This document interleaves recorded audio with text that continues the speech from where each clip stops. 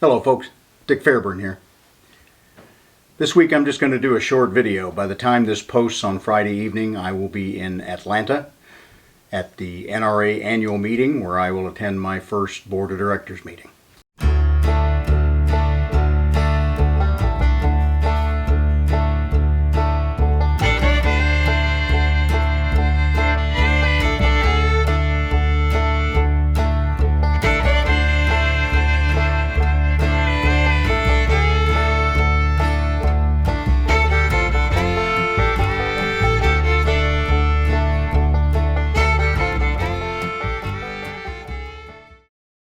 I mentioned in an earlier video that I got elected to the board of directors, but only for a one-year term. I had some questions about how that happened.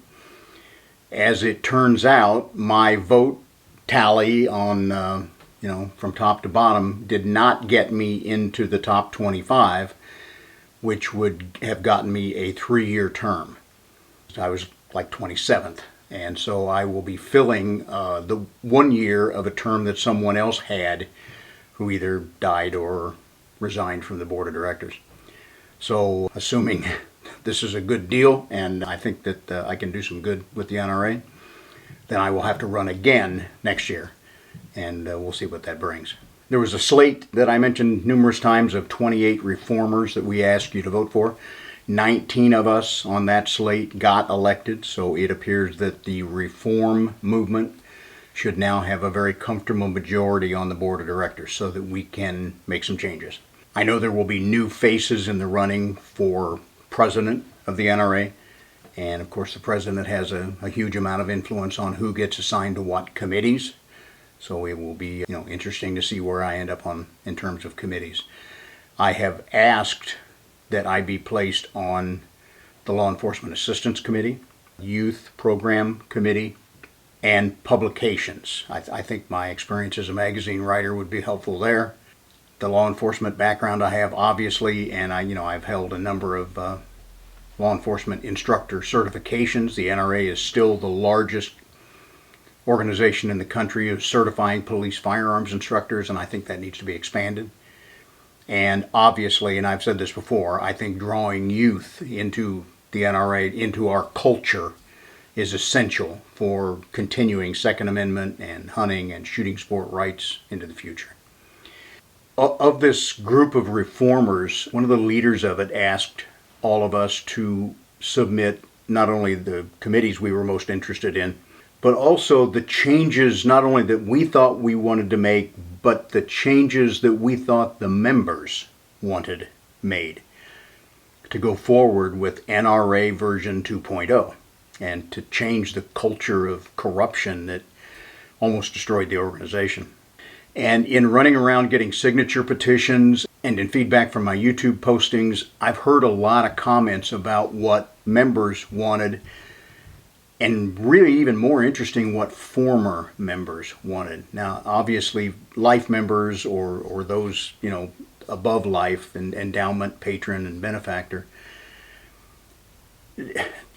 I'm sure they did not drop their membership. It's paid up in full. There's no advantage to dropping it. But a lot of annual members over the last few years have dropped out of the NRA. At one point, I heard that there were 6 million members. I don't know the numbers now. That's one of the things that I want to try to find out at the board of directors meeting. How much have we lost in terms of membership? And I'm told that loss in annual membership has made a huge dent in the budget of what the NRA has available for programs. So here's a question I want from you, and by all means put these in the comments, feed it back to me, and this weekend in Atlanta I will feed it into folks at the board of directors.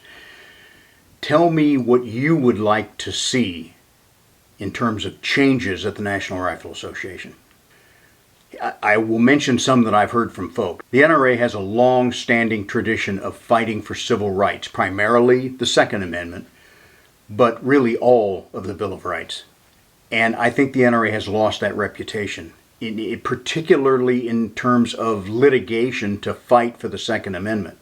We've seen other groups take the forefront in that, and God bless them. It's great that they have.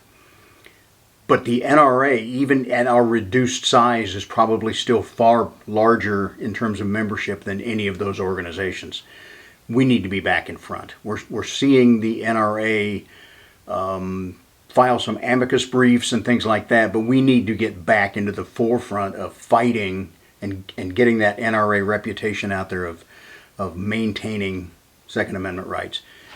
And we know there's a lot of states that are great for Second Amendment rights, you know, Texas, Wyoming, Montana, and places like that. But there are a lot of states that are horrible. Hawaii, California, Illinois, New Jersey, New York, Massachusetts are some of the very, very worst. We need to make these liberal fools understand it is a right, not a privilege. We shouldn't have to have a license in Massachusetts or Illinois or Washington or Oregon now to be able to go buy a gun or possess a gun. It's a right, not a privilege. So I'd like to see the NRA back in the forefront, and I've been told that by a lot of members. A lot of the members that have left tell me, what would bring you back? What kind of change would make you think the NRA has returned to its former self, or even better? And what would draw you back in as an annual member? If you're not a member, if you've never been a member of the NRA, what is it that we could do that would catch your eye, that would make you think it's worth that membership fee? And it's my understanding membership fees right now are a bargain at all levels, from annual all the way up to, you know, endowment and benefactor. So what can we do that would make it worth your money to get involved in membership in the National Rifle Association? How do you think we can recruit youth groups? The Friends of the NRA is a fundraiser part of the NRA Foundation, and they raise money for training, and a lot of that training goes to junior ROTC groups. It goes to 4-H shooting programs. I know in my hometown here and in a number of places here in Illinois, they have high school trap shooting leagues. That's drawing a number of those kids into our culture. How can we expand that? How can we get them more interested? Is it shooting sports? Is it safety training? Is it hunting?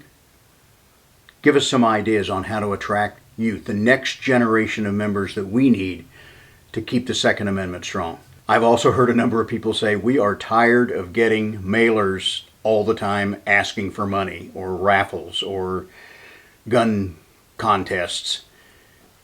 That's how the NRA has done a lot of their fundraising in the past.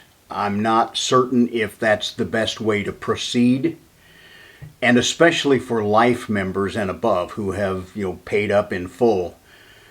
Sometimes they get a little tired of being hit up for money too. They've paid their money up front, and you know, if they want to move up to endowment, patron, benefactor member, there's a fee structure to move up through those. I'm a benefactor member, an awful lot of people are. And that's donating as much as you can to the cause. But I think being inundated with a constant barrage of fundraising does get under some people's skin. So those are some things that I've heard. Tell me what you think. Give us some ideas beyond that list. And by all means, if you got something you'd like me to listen for or get information back to you about the annual meeting in Atlanta that's coming up, put that in the comments as well, and I will try to give as much feedback as I can, both during the convention and afterwards. So thank you very much. Just a short video. Those of you that are interested in guns and not the National Rifle Association, I apologize. Next week I'll be back into gun topics, and I appreciate all you folks who watch this channel. Thank you. If you think it's worthwhile, please subscribe, and y'all be safe out there. Okay, we got them both here now. You ready? Bud got one.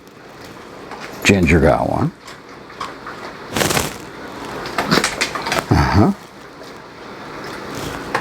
Oh, she missed it. She usually gets them, doesn't she, Bud? Okay, girl, last one. You ready? You ready? Yeah! That's all there is till next time.